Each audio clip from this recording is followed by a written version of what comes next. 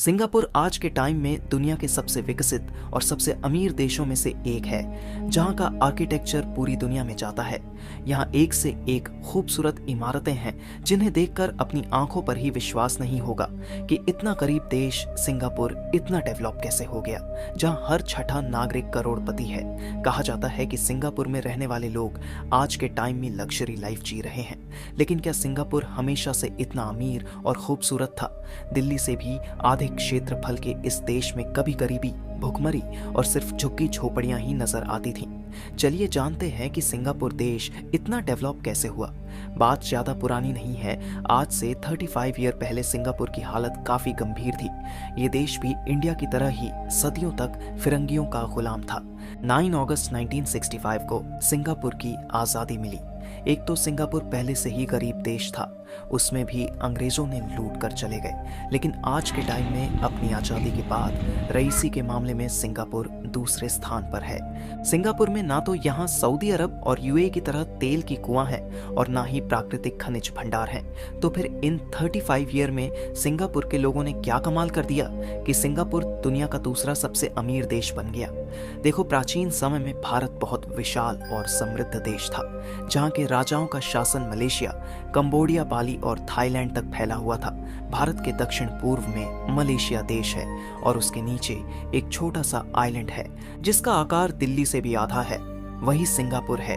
ऐतिहासिक मलय दस्तावेजों में बताया गया है कि कलिंग के राजा शुल्लन ने दक्षिण भारत के राजा चुल्लन के साथ मिलकर चीन को जीतने का अभियान शुरू किया था। दोनों मलय राज्य के एक द्वीप तक पहुंचे थे जिसे स्थानीय भाषा में टेमासेक कहा जाता था। चीन के राजा ने शुल्लन और चुल्लन को रोकने के लिए उस आइलैंड में अपना गुप्तचर भेजा था और उस गुप्तचर ने भारतीय राजाओं तक यह झूठ फैला दिया कि चीन यहाँ से बहुत दूर है। यह अफवाह सुनकर चुल्लन और शुल्लन ने चीन को जीतने का प्लान कैंसिल कर दिया। राजा शुल्लन ने उसी द्वीप में रहने वाली एक राजकुमारी से शादी कर ली और कुछ समय के लिए वहीं सेटल हो गए, जबकि राजा चुल्लन अपनी सेना के साथ वापस इंडिया लौट आए।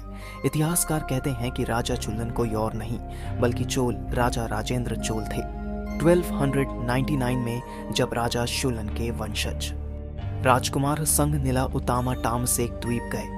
तब उन्हें वहां एक शेर दिखाई दिया और उन्होंने इस द्वीप का नाम सिंहपुर रख दिया, जो आगे जाकर सिंगापुर बना। सिंगापुर भी ब्रिटेन की गुलामी की जंजीरों से बंधा था। करीब इस 50 साल तक यहाँ हुकूमत चलाकर फिरंगियों ने 11 अप्रैल 1959 को सिंगापुर को आज़ाद कर दिया। ये पहला मौका था जब सिंगापुर को सेल्फ रूल का हक मिला। उस समय ली क्वान यू सिंगापुर के पहले प्राइम मिनिस्टर बने, लेकिन अब तक अंग्रेज सिंगापुर को पूरी तरह से बर्बाद कर चुके थे। यहाँ सिर्फ गरीबी, भुखमरी और लाचारी रह गई थी। यहाँ की 80% आबादी झुग्गी झोपड़ियों में रहती थी। चूंकि सिंगापुर एक छोटा सा टापू था, इसीलिए उनके पास खुद की अर्थव्यवस्था को आगे बढ़ाने के लिए कोई ऑप्शन नहीं था। ना तो नेचुरल रिसोर्स थे और ना ही तेल के कुआं।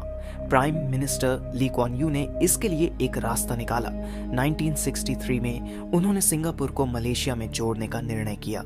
उन्हें लगा कि मलेशिया से जुड़ने के बाद देश की स्थिति सही हो जाएगी, लेकिन हुआ इसका ठीक उल्टा।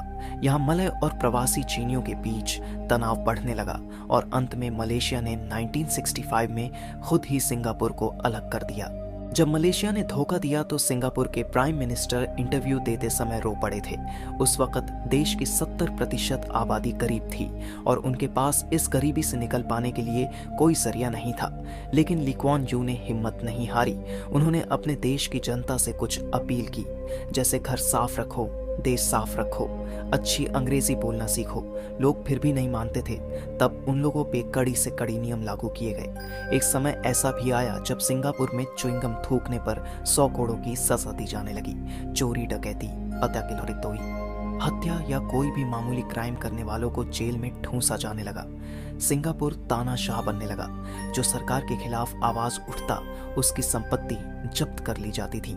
जिसका डर था वही हुआ। ली क्वान यू सिंगापुर के तानाशाह बन गए। लेकिन इसी तानाशाह ने सिंगापुर में उद्योगों को प्राथमिकता देनी शुरू की। आसान दरों में लोन दिए, लोग बाहर से आकर सिंगापुर में बिजनेस स्टैब्लिश करने लगे। 1966 में सरकार ने जमीन अधिग्रहण का कानून पेश किया। जमीन खरीदकर सरकारी मकान बनवाए गए और सस्ती कीमतों में लोगों को दिए गए। हर कर्मचारी की 25% सैलरी को सरकारी सेविंग स्कीम में जमा करना शुरू किया गया।